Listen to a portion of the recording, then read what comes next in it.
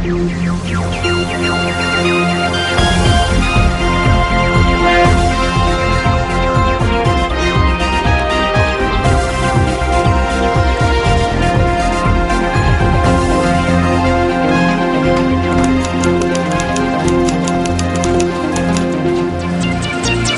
you news from home, across the globe and the sporting arena.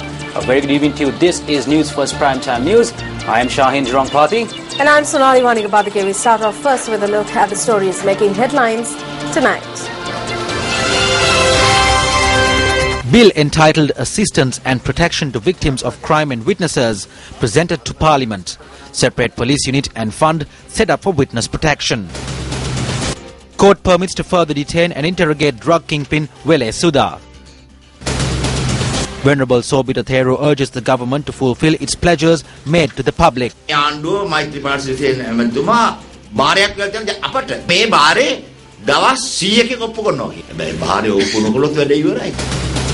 Purchasing of paddy under a certified price begins. Starting off tonight's news, John Rankin, the UK High Commissioner to Sri Lanka, says that they look to the government of Sri Lanka to establish a credible domestic process to address the allegations of past wrongdoings. Newsfirst is in the possession of the letter sent by Minister of Foreign Affairs Mangala Samaraveera to the UN High Commissioner for Human Rights. Now the letter states that Sri Lanka will invite special procedure mandate holders to visit Sri Lanka on a need basis only before September. Continuing now is our coverage of the ever-looming human rights report, which has polarized the country. It was just 3 days ago that the United Nations High Commissioner for Human Rights, Zayed Rad Al Hussein, informed the Council that the OHCHR investigative report on Sri Lanka will be postponed by a further 6 months. He said that this is following a request made by the Sri Lankan government. However, what prompted such a decision? Newsfirst is in the possession of a letter purportedly sent by the Foreign Minister of Sri Lanka, Mangala Samaraveera, to the High Commissioner for Human Rights. The Minister highlights that before the 30th session of the Human Rights Council convenes in September, the government will invite a working group on enforced and involuntary disappearances along with special procedure mandate holders on a need basis only, which is a demand made in the 25-1 resolution sponsored by the United States. Samaraveera also highlights several aspects of the 100-day program, including the National Witness Protection Bill and the enactment of a Right to Information Act, both of which are yet to be tabled, though are fast approaching on the 100-day calendar. In the letter, Minister Mangala Samaraveera highlights that the government is willing to work with the High Commissioner's office, reiterating his previous invitation issued on the 7th of February for the High Commissioner himself to visit Sri Lanka. In addition, the minister promises that the government will commence a dialogue with the Special Rapporteur on truth, justice, reparations and guarantees of non-recurrence. After providing the assurances, the minister requests for the postponement of the OHCHR investigation into Sri Lanka to the 30th session and also for no formal discussions to occur at the 20th session in March. Since the end of the war, the UN has steadily raised the tone of its call for more in-depth investigations into the final months of the civil conflict. The turnaround to postpone the report can be attributed to the assurances given publicly and privately to the world body. We welcome the pledges made and actions taken by the Sri Lankan government and agree with the Human Rights Council's decision to allow the Office of the High Commissioner for Human Rights to continue working on the report called for in Resolution 25-1. We will follow this issue closely in the coming months and hope new information will provide the Council and the people of Sri Lanka a more complete picture of what occurred. We remain committed to ensuring a genuine and credible process leads to accountability and reconciliation, and to promoting a Sri Lanka that is democratic, inclusive, prosperous, and unified. In the next 6 months, the British government will look to Sri Lanka to make concrete progress in the areas of reconciliation, accountability, and human rights. And in particular, we look to the government to establish a credible domestic process to address the allegations of past wrongdoing. We very much welcome the undertakings that have been given by President Sirisena and his new government in these areas, And we believe that by acting on these undertakings, by delivering on them, the cause of reconciliation can be furthered within this country, helping Sri Lanka to reach its full potential. So those are the areas where we look for progress from the government, and we believe that progress in those areas can be a benefit to this country as a whole. The United States is the mover of the current resolution 25-1, while the United Kingdom co-sponsored the resolution. Sri Lanka, meanwhile, seems divided into broadly two camps. On one side, there is the opinion that Sri Lanka will not benefit from being given more time to tackle the issue of reconciliation, and on the other, the resolute optimism that Sri Lanka now has an opportunity to fulfill its own destiny. Why have they given us time until September? In the run-up to September, if there are certain issues in Sri Lanka, that time can be utilized to document all of it.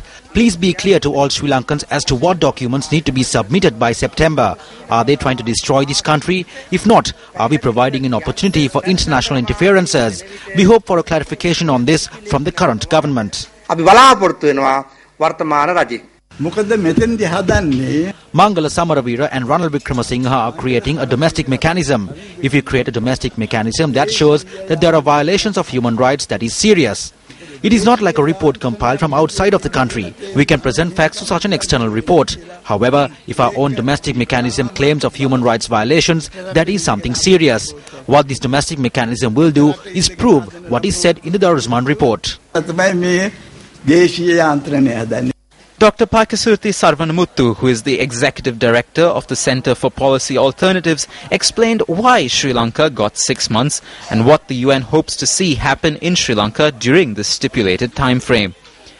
I think with regard to the government of Sri Lanka has said that it is going to establish a credible domestic mechanism to deal with issues of accountability.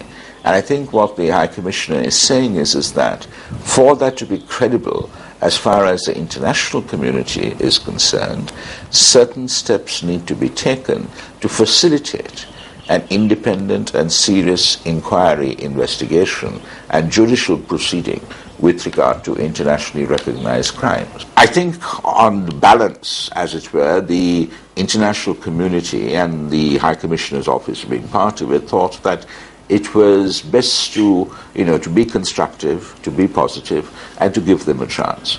In light of all of these developments, a group of senior officials from South Africa are due to arrive in the country.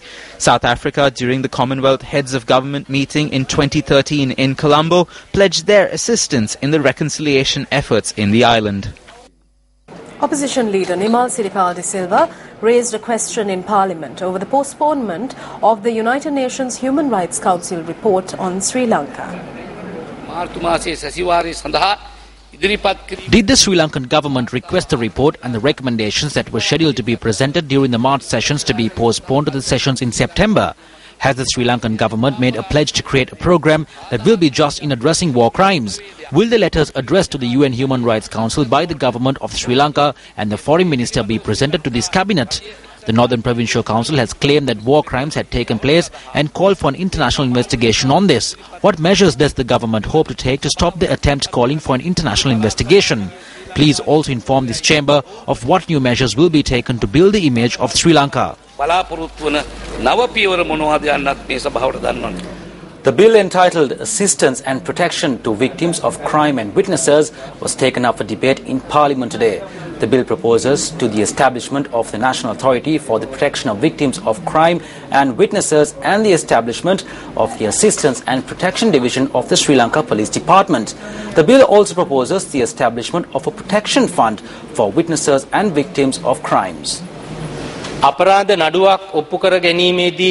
This hopes to ensure the right of a witness to present evidence on what he or she saw, heard or even felt when criminal case is taken up. This also proposes for the implementation of a program that will assist the victims of crimes to obtain immediate relief while protecting their rights. This was a section that was not given much attention for a long time by the law of the country.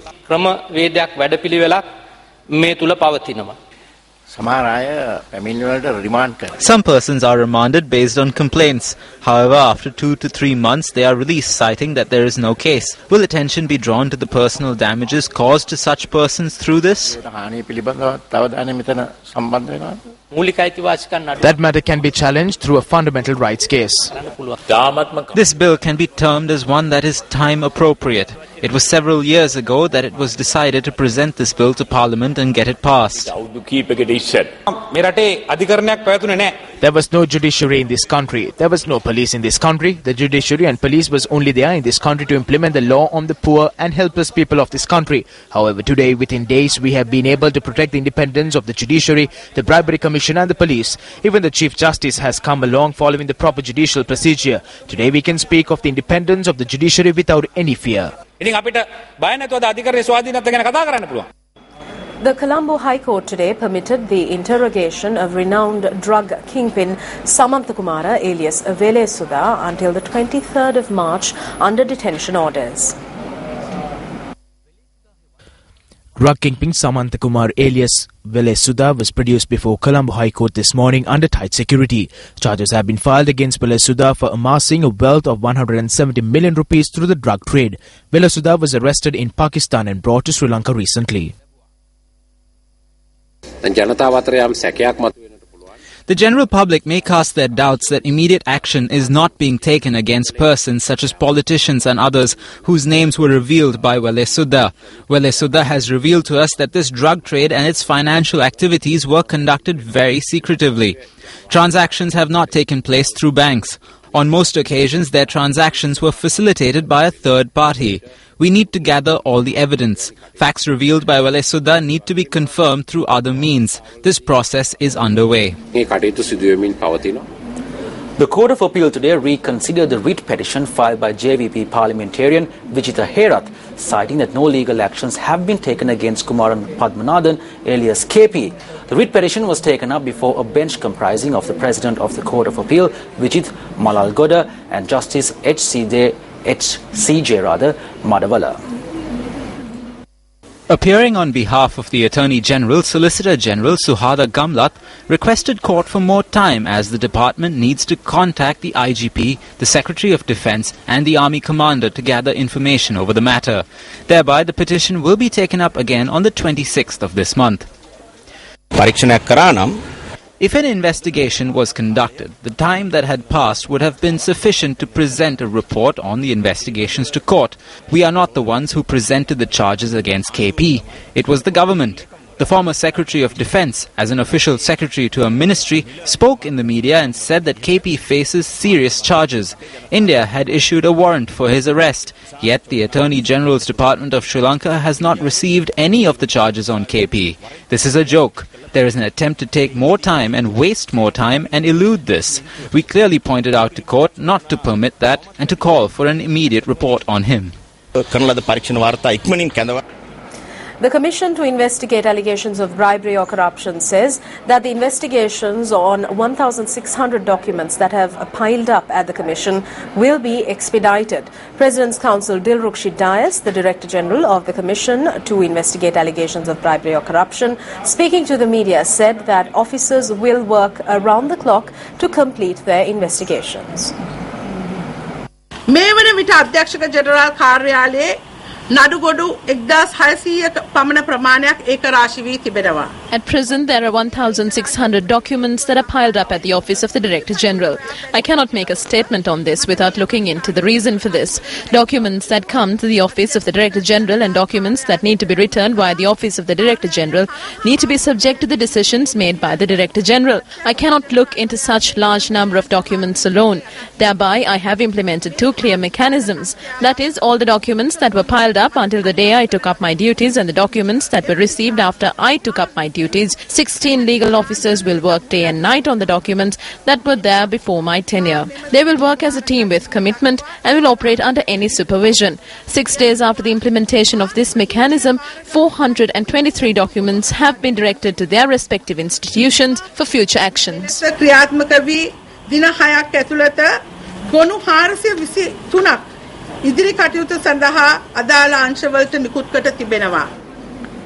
The new office of the Anti-Corruption Secretariat was declared open today. Declaring open the office, Secretary to the Prime Minister Saman Ekanayake said that measures will be taken to implement the anti-corruption initiative within 100 days as promised. Recently, the Cabinet approved the establishment of the Anti-Corruption Secretariat under the purview of the Prime Minister. The committee had previously convened at the Prime Minister's office and other locations, and as a result, Cabinet approved the establishment of the Anti-Corruption Secretariat. The office was set up at number 101 R.A. Demel Mawata under the auspices of the Secretary to the Prime Minister.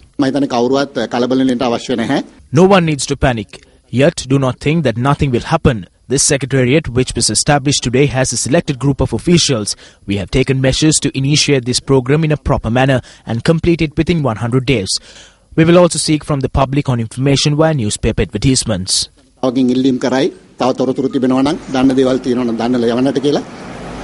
Prime Minister Ranil Wickremesinghe says that the 19th Amendment to the Constitution will be presented to the Cabinet during the first week of March.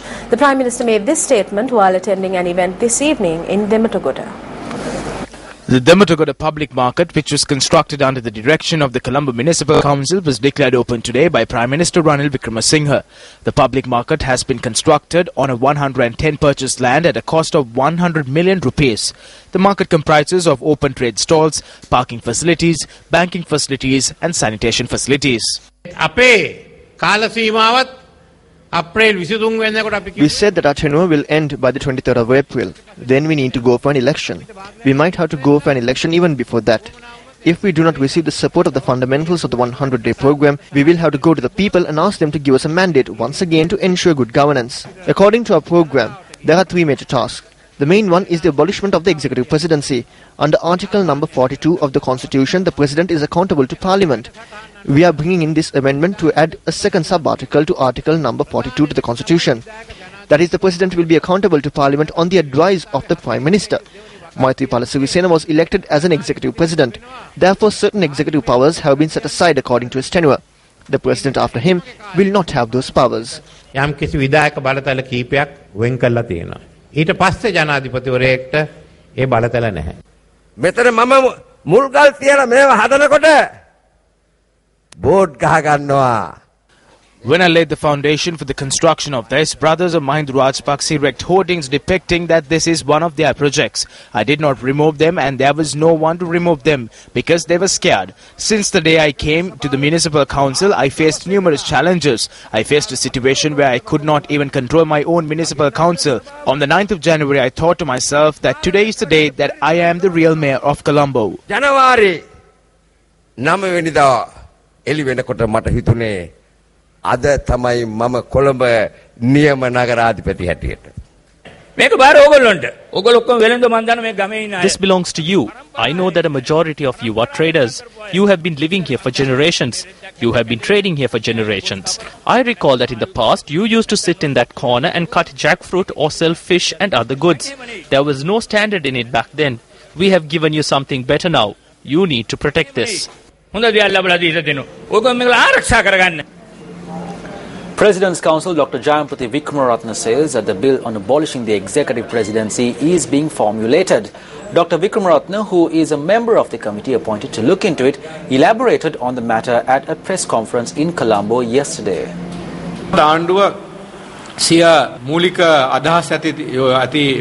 A document containing all the main ideas of the government has been drafted and is being discussed with all the parties. In a few days, this document will be made public in all three languages for a public dialogue. This document has been forwarded to the leaders of all parties. There is a high possibility that this may take place within the 100 days. All that is required now is an accord between the parties. I do not believe that there will be any serious issues. This was an issue that was discussed for 35 years. The bane and boon of the executive presidency. This caused a stir during the recent elections. If there is an accord between the parties, there will be no issue in presenting it to Parliament.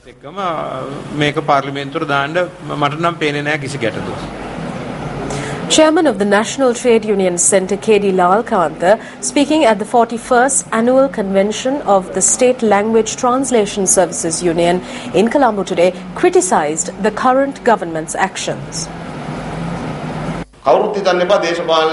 Do not think that a massive change took place politically on the 8th of January. The social transformation that took place is now stale. Nothing which was said has happened.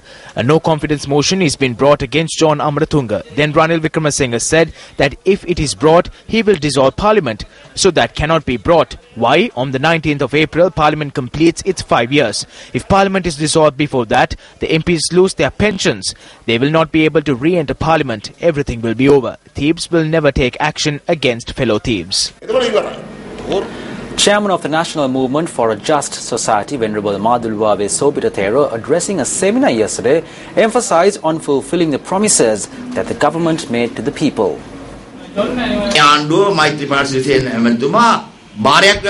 The government and President Maithripala Sirisena have made a commitment to us, not the gods, but to us. They have made a commitment that this will be done in 100 days. They have made a commitment that an end to the executive president will be done and that the 17th Amendment to the Constitution will be done. They have made a commitment to change the electoral system and that the commission to investigate allegations of bribery or corruption will be properly implemented and perpetrators will be penalized. However, if the commitments are not fulfilled, everything will be over. The gods will be raged. We will be raged. We have made a commitment to the people, therefore we urge that the commitments be fulfilled. An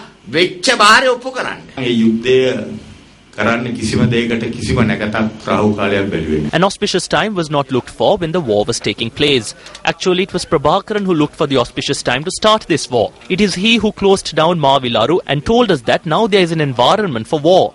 We had no choice, so we went to war. We did not go to war without a vision. The vision was there because war was banned. But because the people wanted water and because the paddy lands were going dry, we fought continuously for 9 months. We never looked at the time for anything.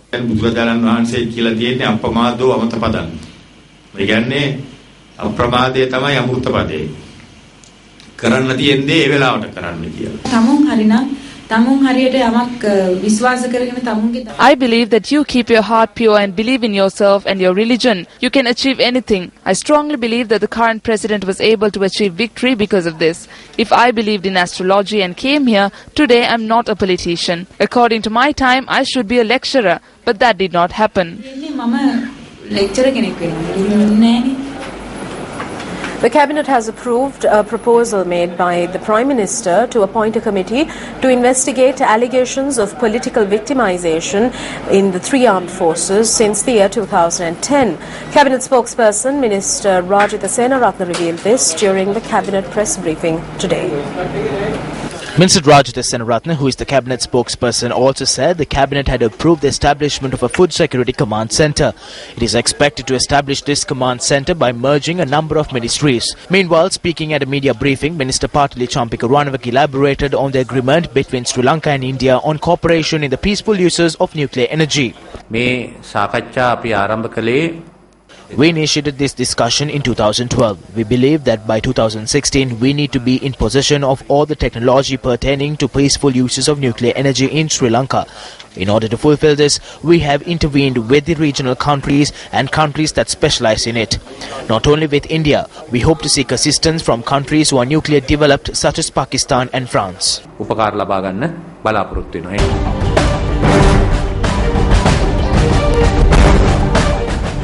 President Maithripala Sirisena says that when implementing rules and regulations on environmental conservation, officials should not bow down to any influence. The President made this statement while addressing a meeting this morning at the Central Environmental Authority in Battaramulla. President Maithripala Sirisena, who is also the Subject Minister for Environment, inspected the operations of the Central Environmental Authority this morning and held a discussion with the Board of Directors and senior officers. The President had emphasized that all officers need to be committed in fulfilling their duties while upholding the law. The head of state had added that he is ever ready to appear on behalf of such officials and requested that officers fulfill their duty for their country without any fear and doubt.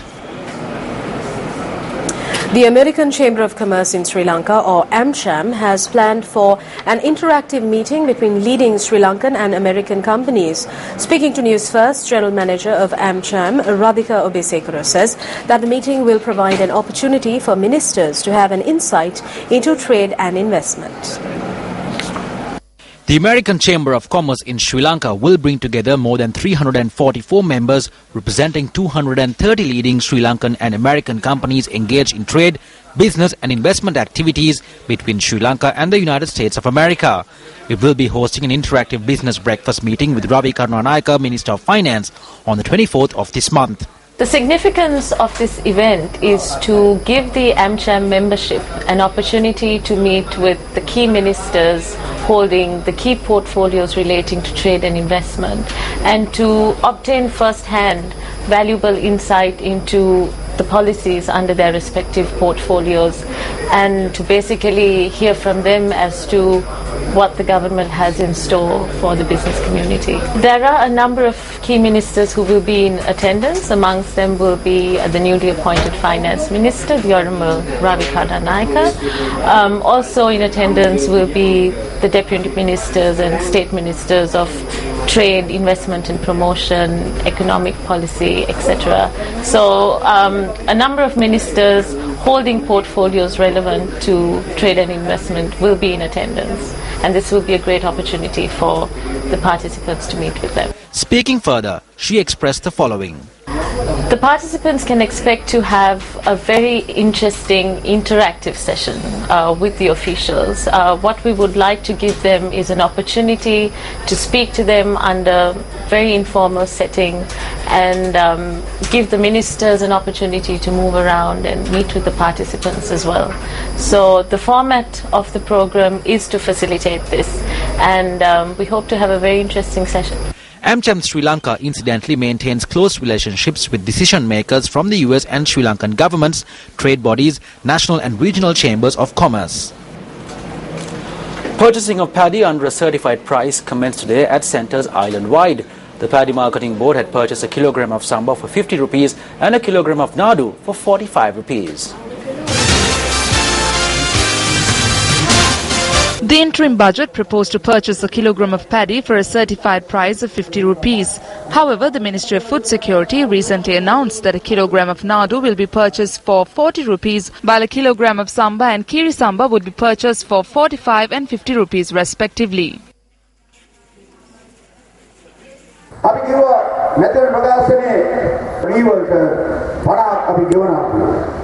In the election manifesto, we noted that we will pay 50 rupees for paddy. However, we spoke to all and decided that kiri samba will be purchased for 50 rupees, samba for 45 rupees and nadu for 45 rupees. We published it in the newspapers. I'm happy to say that at the cabinet meeting yesterday, the President said because of our pledge, we are not purchasing nadu for 40 rupees, but for 45 and samba for 50 rupees. Purchasing paddy also commenced in the Trincomalee, Polonnaruwa and Ampara districts concurrent to the national event. The Newsfirst Classroom program, which is organised with a view of enhancing the media literacy and leadership skills among school students, marked its 173rd workshop today.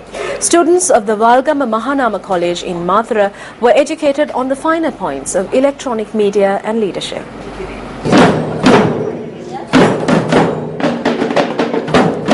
Newsfirst Classroom was initiated to lend a hand to the future generations of this country on media, not by limiting itself to providing information to the public from the newsroom, but by going even beyond.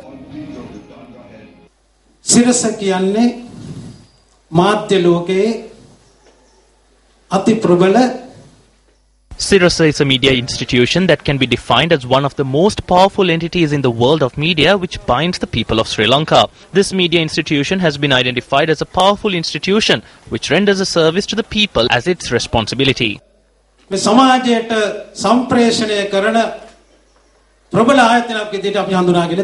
students of Mahanama College and the staff were in attendance at the 173rd Newsfirst workshop with much enthusiasm. Newsfirst, which possesses a vast experience in electronic media, educated the students on media with the use of practical activities. The workshop on leadership provided yet another special experience to the students of Mahanama College. The students were given first-hand knowledge on leadership qualities and practical skills.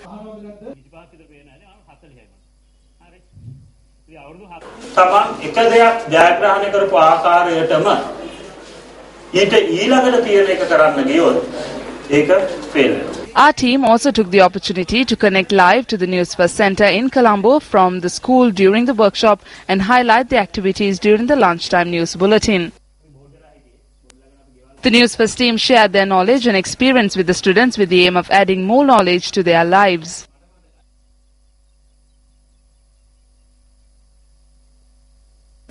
Through this service rendered by the Sirasa Media Institution, we believe we can provide these children who live in rural areas with some sort of knowledge. Our only objective through this program is to build a good future generation and make these children good citizens of our country. We thank the Sirasa Media Network for giving us such an opportunity to render such a service.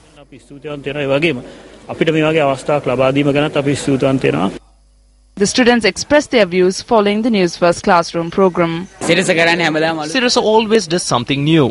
We are happy that they came to our school and did something like this. We were given a huge experience. We were taught a lot about communications. I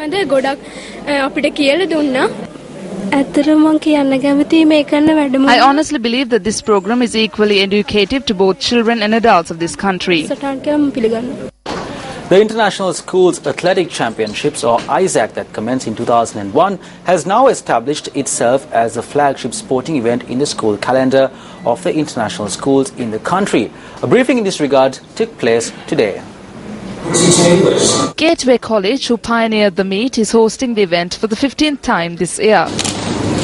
International Schools 15th Athletic Championships 2015 will be worked off at the Sugadadasa Stadium on the 27th, 28th February and the 1st of March.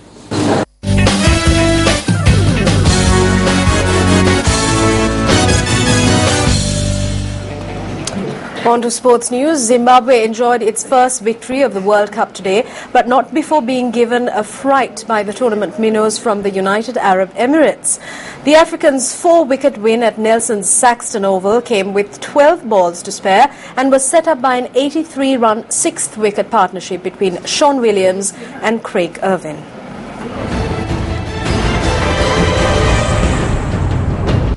After being sent into bat, the weekend Warriors posted a UAE all-time record one-day international total of 7 for 285.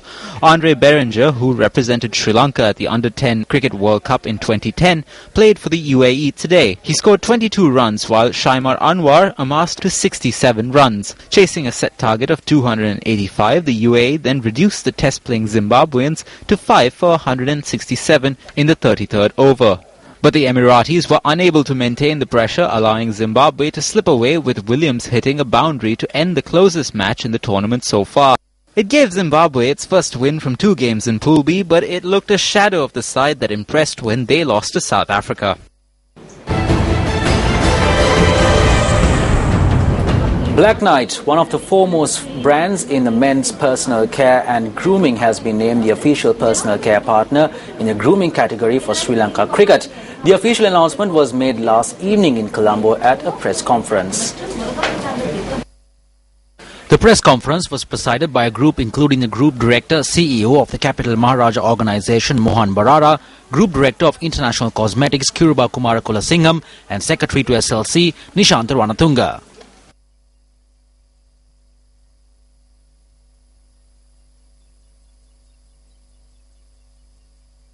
By partnering with Sri Lanka Cricket, we hope to increase appeal for Black Knight among the youth and take its mission a step further by reaching out to them through their beloved sport and help them to be better groomed individuals who can be successful in their endeavors. This partnership is also a perfect fit since traits of Black Knight emphasize the positive aspects of male power and confidence, traits which strongly resonate the persona of the Lankan Lions and forms the basis for a meaningful strategic fit with the team. This is a crucial time, so I'm sure all of you will join me in wishing the team good luck so that we are to celebrate a second World Cup coming here soon. As cricket is the most popular game among the youth of this country, I am confident this partnership will reach the masses for the benefit of Black Knight. I sincerely thank ICL Marketing, their valuable sponsorship and for being part of SLC's age group cricket. I am confident that we will continue to stay with us in the sponsorship for many more years to come.